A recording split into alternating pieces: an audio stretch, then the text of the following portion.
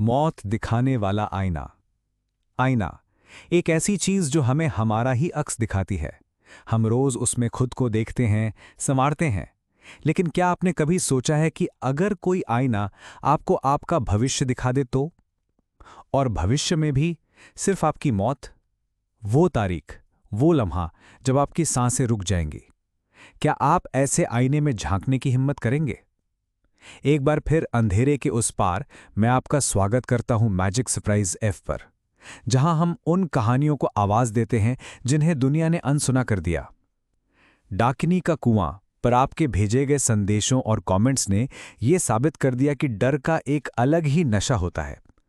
जो नए मुसाफिर आज हमारे साथ इस खौफ के सफ़र पर चले हैं, वो चैनल को सब्सक्राइब करके इस परिवार का हिस्सा बन जाएं, क्योंकि आज की कहानी आपको आईनों से नफरत करने पर मजबूर कर देगी। जैसा कि मैंने वादा किया था, आज हम मुंबई की उन भीड़-भाड़ वाली गलियों में चलेंगे, जहां चोर बाजार के पास एक पुरानी धूल भरी दुकान है, एक एंटीक स्टोर, जिसमें एक ऐसा आईना है जो आपकी नहीं बल्कि आपकी मौत की तस्वीर दिखाता है। ये कहानी है एक नौजवान पत्रकार साहिल की, जो एक सनसनीखेज खबर की तलाश में था।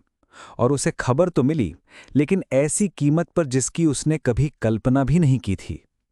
साहिल एक महत्वाकांक्षी पत्रकार था। वो हमेशा उस एक बड़ी खबर की तलाश में रहता था जो उसे शोहरत की बुलंदियों पर पहुंचा दे।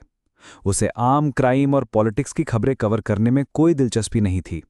उसकी दिलचस्पी थी अनसुलझे रहस्यों में, पैरानॉर्मल एक्टिविटी में, उन कहानियों में जिन पर लोग आसानी से विश्वास नहीं करते।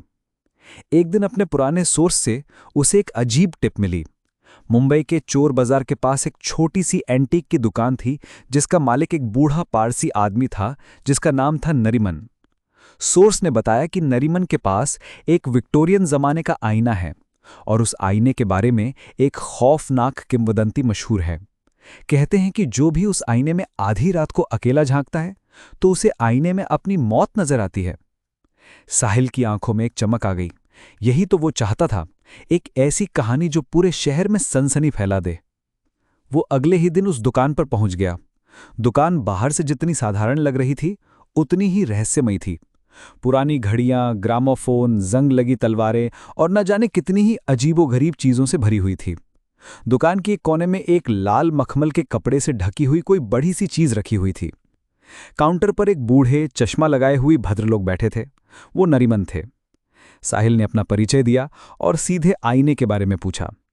नरीमन ने उसे ऊपर से नीचे तक देखा और एक ठंडी आवाज में कहा, तुम पत्रकार लोग सनसनी के लिए कुछ भी कर सकते हो।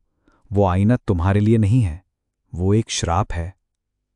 मैं इन सब बातों में विश्वास नहीं करता अंकल, साहिल ने आत्मविश्वास से कहा। मैं बस अपनी एक स्टोरी के लिए उसे देखना चाहता हूं। नरीमन ने एक गहरी सांस ली। मैंने बहुत देखे हैं तुम जैसे, जो विश्वास नहीं करते। ये आईना मेरे परदादा इंग्लैंड से लाए थे। कहते हैं कि इसे एक ऐसी औरत ने बनाया था जिसे डायन कहकर जिंदा जला दिया गया था। मरते मरते उसने अपनी सारी नफरत और काली शक्ति इस आईने में डाल दी थी। मेरे परदादा ने इसमें झांका तो उन्हें अपनी मौत एक समुद्री तूफान में डूबते हुए दिखी। ठीक 1 साल बाद वो उसी तरह मर गए। साहिल मुस्कुराया। ये महज एक इत्तेफाक हो सकता है। नरीमन ने अपनी कुर्सी से उठकर उस कपड़े को हटाया। उसके नीचे एक बेहद खूबसूरत नक्काशीदार लकड़ी के फ्रेम वाला आईना था। आईना खुद थोड़ा धुंधला और लहरदार था, जैसे पुराना हो। ये कोई खेल नहीं है लड़के, नरीमन ने चेतावनी दी। जो एक बार इसमें अपनी मौत देख लेता है, वो उस तारीख का कैदी बन जाता है। हर गुजरता दिन उसे उसकी मौत के और करीब ले जाता है। लेकिन साहिल पर जुनून सवार था। उसने नरीमन को एक मोटी रकम ऑफर की, इस शर्त पर कि वो उसे आज रात दुकान बंद होने के बाद आधी रात को अकेले उस आईने में झांकने देंगे। कुछ देर की आनाकानी के बाद पैसों के लालच में नरीमन मान गया। रात के 11:30 बजे साहिल दुकान के अंदर था। नरीमन ने बाहर से ताला लगा दिया और कहा कि वो सुबह आएगा। साहिल अकेला था उस रहस्यमय दुकान में। उसने अपना कैमरा सेट किया, रिकॉर्डर ऑन किया ताकि हर पल कैद हो सके। जैसे जैसे घड़ी की सुइयां 12 की तरफ बढ़ रही थीं, दुकान का माहौल और भी बोझिल होता जा रहा था। पुरानी घड़ियों की टिक टिक की आवाजें भी अब किसी के कदमों की आहट जैसी लग रही थी। ठीक 12 बजे साहिल ने गहरी सांस ली और आईने के सामने खड़ा हो गया। शुरुआत में उसे बस अपना ही थका हुआ चेहरा नजर आया। उसे एक पल को लगा कि यह सब बकवास था। वो मुस्कुराने ही वाला था कि तभी आईने में उसका अक्स धुंधला होने लगा। दुकान की रोशनी मध्यम पड़ गई। आईने के अंदर का दृश्य बदलने लगा। अब साहिल को अपना कमरा नजर आ रहा था, उसका अपना बेडरूम। उसने देखा कि वो खुद बिस्तर पर लेटा हुआ है, लेकिन उसके चेहरे का रंग नीला पड़ चुका है और आंखें खुली हुई हैं, जिनमें कोई जान नहीं है। उसके हाथ में उसका मोबाइल फोन है और पास में दवाइयों की एक खाली शीशी पड़ी है। और फिर उसे आईने के कोने में एक तारीख नजर आई, लाल खून जैसे रंग में लिखी हुई, 21 अक्टूबर 2024। साहिल का दिल एक पल को जैसे धड़कना बंद हो गया। उसका पूरा शरीर कांपने लगा। उसने घबराकर अपनी आंखें बंद कर लीं। जब उसने दोबारा आंखें खोली तो आईना सामान्य था। उसमें बस उसका डरा हुआ, पसीने से तर चेहरा नजर आ रहा था।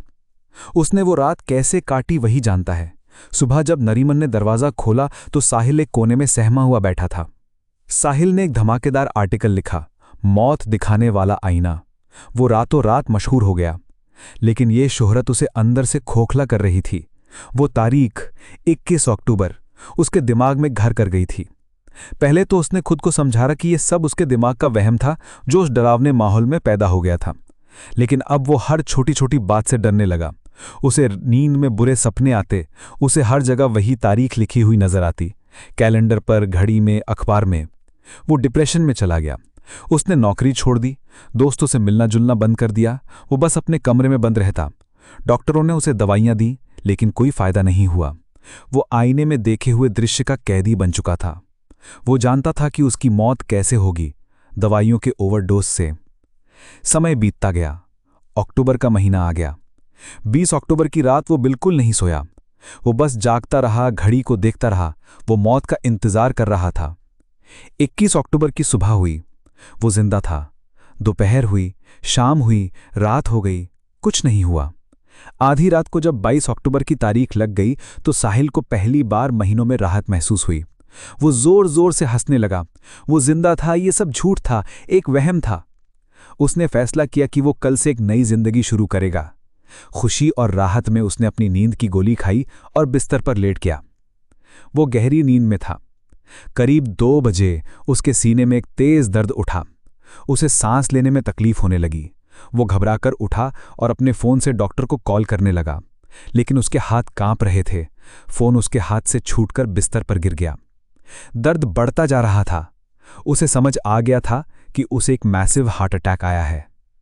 उसका शरीर अकड़ने लगा, उसकी आंखें पथरा गईं और हाथ में फोन लिए वो बिस्तर पर ही दम तोड़ गया।